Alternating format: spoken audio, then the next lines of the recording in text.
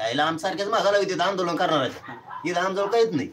तरी आमचं सगळे पत्रे सापडे सगळं सापडे आता काढून तेवढे आहे 13.5 पत्रे ती मला आमच्या मागं जमत. मग हे काय का बाळ खुणं करायला लागले त्या पैशा जोरावर, मस्ती, मर्डर, मर्डर, छेडछाडी, बलात्कार, हे का साधं आहे? चोट्टे चाट्टे दरोडे टाकते ते बिगून येतं, हे जमतंय का? त्यात अजितदादा झाले पालकमंत्री, आता कार्यक्रम लावते ना.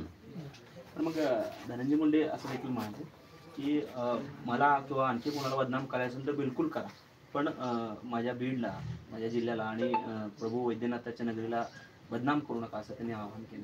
कोणाला वाटतं बदनाम हो?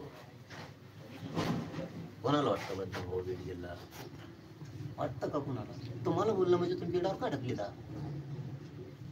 तुमचं पाप तुम्ही बीड जिल्ह्याच्या चिंतेवर किंवा त्या जिल्ह्यावर बीड नावावर, त्या चंपावती नगरीवर का ढकलता? प्रभू वैद्यनाथावर का ढकलता? तुमचं बाप त्यांच्यावर काढत. कोण करतंय बदनाम विनाकारण? कोण करतं वंजाऱ्याला विनाकारण बदनाम? कोण नाही करत. कोण करतं ओबीसीला बदनाम विनाकारण? कोणी नाही. काय संबंध ओबीसीचा याच्यात वंजाऱ्याचा काय संबंध? बाप तू करणार, तूच उडीतो त्यांना मध्ये ओबीसीला. मग वेळ आली या पांघरून घालायला, तर तू पाप करून तू कर पांघरून तयार घाल. तुझे लोक काय बोलते त्याच्यावर बी ध्यान ठेव ना बरं का. धनंजय मुंडे लोक काय बोलते त्याच्यामुळे लय फाकायला लागलंय. भाषा बघ, कोणाच्या मागे उभा राहते हे बघ. प्रभू वैद्यनाथाचं नाव घेतलं ना, थोडं प्रामाणिकपणानं छातीवर हात ठेवून बोलावं. लोकांची भाषा काय विनाकारण. धनंजय देशमुखांना तुझे लोक पोलीस स्टेशन मध्ये जाऊन धमक्या देते. 22-23 दिवस धनंजय मुंडेचं नाव सुद्धा नाही घेतलं, नाव सुद्धा नाही घेतलं. जातीवादी कसे आले? त्याचा भाऊ मारून तो खून पचवण्यासाठी तुम्ही धनंजय देशमुखांना पोलीस स्टेशन मध्ये जाऊन धमक्या देता. तुम्हाला हे दिसत नाही का भाषा? त्यामुळं ह्या टोळीमुळं बीडचं वातावरण खराब आहे.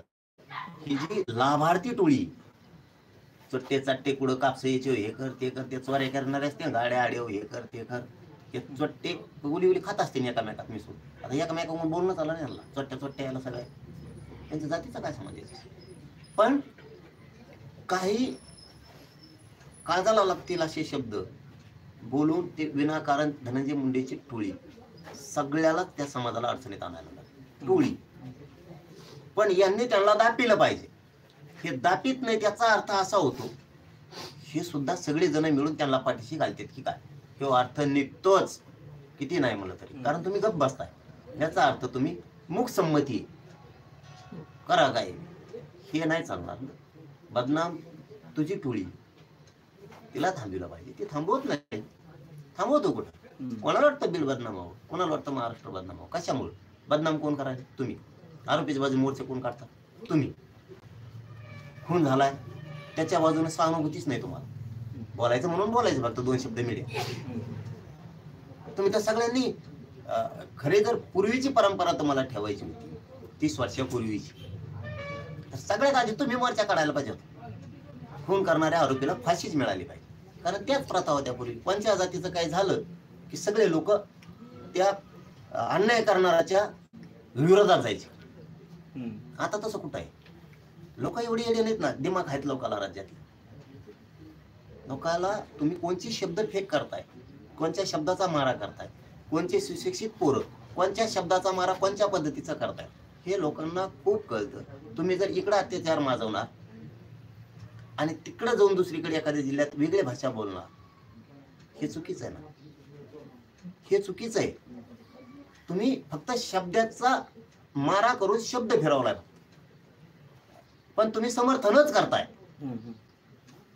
हे कसं सांगून तुम्ही सुशिक्षित आहेत, लोक बी आहेत ना, लोकांना थोड्या थोड्या ऐकले. तुम्हालाच वाटतं फक्त दुसऱ्याला अक्कली नाहीत, ते येडपट येतं आणखी तुम्हाला वाटतं ते. कारण तुम्हाला काय सवय लागली, तुमची टोळी आणि तुम्ही तेवढंच आयुष्य समजायला लागला. तुम्ही त्याच्या पलीकडे तुमचं कुणीच नाही. हे एक दिवस तुमच्यासाठी घातक. याच्यावरती तुम्ही पांघरून घालताय, हे घालायला नाही पाहिजे. शेवटचा प्रश्न, पंकजा मुंडेंना जालन्याचं पालकमंत्रीपद दिलेलं आहे, स्वागत करताय? काय अपेक्षा आहे पालकमंत्री म्हणून? हे बघा, मी त्याच वेळेस काय सांगितलं की तुम्ही 50 व्हा, आपल्याला फरकच पडत नाही. मी जातीवाद करतच